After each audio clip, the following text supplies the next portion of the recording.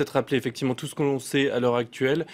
Sur le nombre de blessés, il n'y a toujours pas de bilan officiel. On est maintenant à 1 heure après les faits. C'est à 14h40 en fait, précisément, que Scotland Yard a été appelé pour des coups de feu donc à l'intérieur du Parlement. C'est le premier incident de cet après-midi à Londres. Un homme aurait donc tenté d'attaquer un policier qui était en faction à l'entrée de ce Parlement, sans doute à l'intérieur du bâtiment.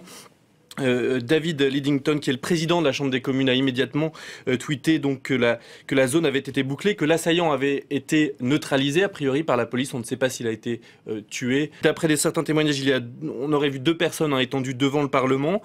Theresa May a immédiatement été exfiltrée alors que le reste des parlementaires est coincé toujours à l'intérieur du Parlement. Ils n'ont pas le droit de sortir pour l'instant. On sait que la première ministre britannique, elle, est en bonne santé, qu'elle a été exfiltrée. Autre incident, donc quelques minutes, juste après ce premier incident à l'intérieur du Parlement, cette fois à quelques mètres de là, à l'extérieur, sur ce pont que l'on voit en direct, une voiture qui a foncé sur des passants. Alors on ne sait pas qui était au volant de cette voiture, on ne sait pas exactement combien de blessés il y a eu. On voit sur le bord de la route effectivement qu'il y a des affaires qui ont été laissées sans doute par les passants qui ont été fauchés au passage. On voit que les secours sont encore sur place, qu'ils évacuent. Un hélicoptère, on l'a vu tout à l'heure, des services de secours a atterri immédiatement à proximité du Parlement. Donc évidemment la Grande-Bretagne comme la France aujourd'hui sait que l'alerte terroriste est extrêmement élevée. Les forces de police, les forces de secours sont habituées à réagir extrêmement rapidement.